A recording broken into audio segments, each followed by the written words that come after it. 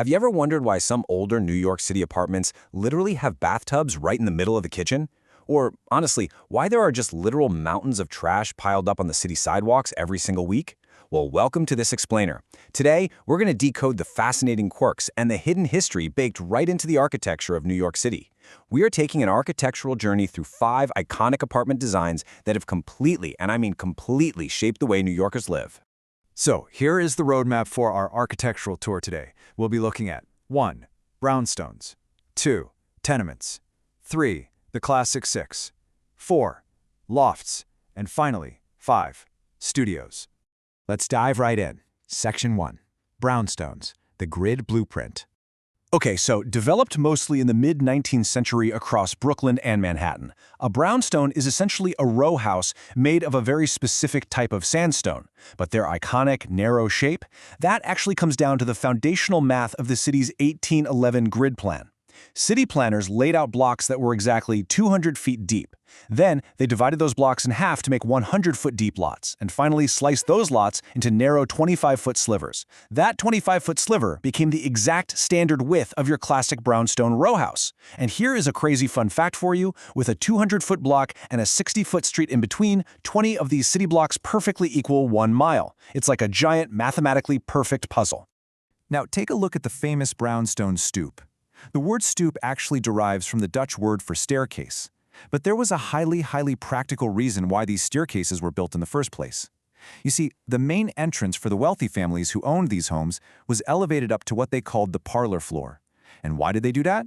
To keep themselves elevated above the literal horse manure that completely filled the streets of mid-19th century New York. Yeah, pretty gross. The servants, meanwhile, just entered on the ground floor down below the mess. And that actually brings us to one of the most famously gross realities of modern New York, the mountains of sidewalk trash. When that 1811 grid was originally laid out, developers just didn't include alleyways behind these row houses. Back then, 19th century families produced very little waste. I mean, any leftover food was fed to livestock, and they had a privy in the backyard. Because planners didn't account for the massive amount of packaging and garbage we have today, modern New Yorkers literally have no rear alleyways to store their trash. And hence, the curbside garbage mountains we see today. All right, moving on to Section 2. Tenements, railroads, and air shafts. Deeply tied to the working-class immigrant experience on the Lower East Side, developers built what are famously known as railroad apartments, named because one room leads directly into the next, exactly like train cars. In fancy architectural terms, this layout is actually called an enfilade. Now, you might see this grand concept in famous art museums, but when stuffed into a tiny, cramped apartment, it meant a complete and total lack of privacy. To get to the back bedroom, you had to walk directly through everyone else's living space. Just imagine the utter crowding in these tiny spaces, where an entire family of 6 to 8 people might be crammed into just a single room. The evolution of this tenement housing is pretty staggering. Pre-1901, developers built rooms with absolutely no windows for light or fresh air. They created horrifying breeding grounds for disease, a squalor famously exposed by Jacob Riis in his book, How the Other Half Lives. This outrage finally prompted the 1901 law mandating air and shared toilets. But honestly, by the 1930s, conditions were still so bad that the city began tearing tenements down just to build entirely new housing projects centered around large, light-filled courtyards. But you know how well-intentioned laws sometimes completely backfire? To comply with that 1901 air shaft mandate, developers carved out these really narrow spaces between buildings, creating an overhead footprint shaped exactly like a dumbbell. While it did technically bring in some air, these narrow shafts inadvertently became brand new dumping grounds for trash and stagnant water. So instead of fixing the problem, it just created a completely different source of disease. Oh, and as for that bizarre mystery of why some old NYC apartments still have bathtubs right in the kitchen, it all comes down to simple logistics. When indoor plumbing became a requirement, these tiny tenement apartments simply didn't have the space to build a proper bathroom.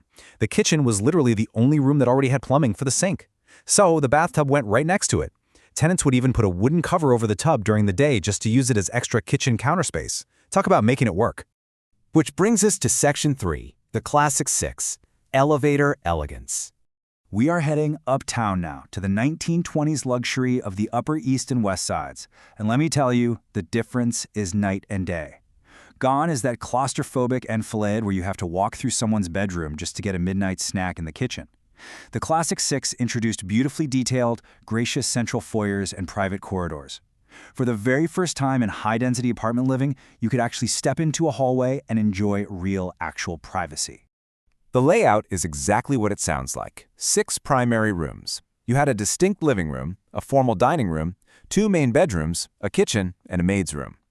Now here is something that might surprise you. Despite all this luxury, these original apartments featured shockingly small kitchens and very little closet space. Why?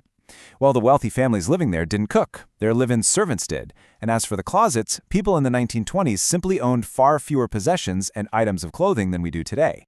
But here's the thing.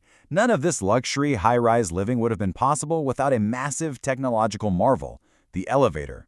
Before this, you basically couldn't build higher than a 6-story walk-up because, let's be real, no one wanted to climb that many stairs every day. The elevator completely broke that limit, allowing developers to suddenly build these sprawling, luxurious 10 to 15-story buildings, and it completely redefined upscale city living.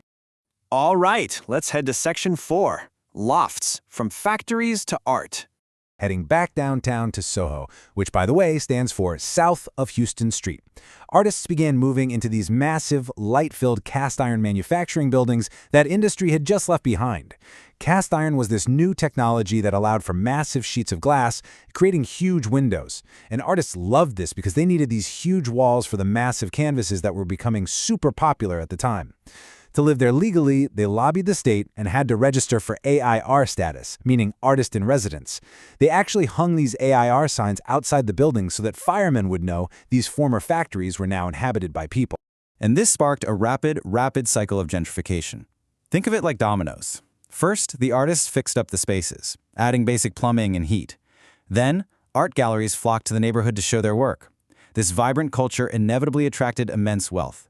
Extremely wealthy buyers loved the wide-open spaces, moved in, and inadvertently priced out the very artists who created the scene in the first place, pushing the galleries out to Chelsea by the 1990s. And finally, Section 5, Studios, Grandeur to Efficiency. This is perhaps our most ironic apartment type. If I asked you to picture a studio apartment right now, what comes to mind?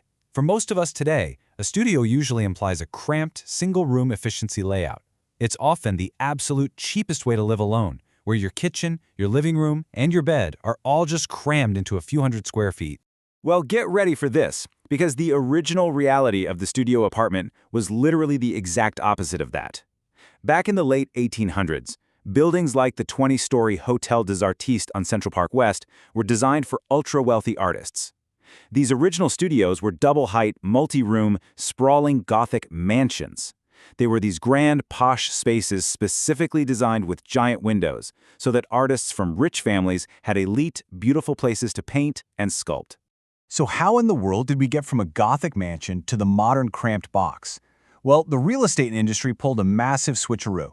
Over time, clever marketers co-opted the romantic bohemian term studio to make tiny, low-ceilinged, single-room efficiency apartments sound a lot more appealing.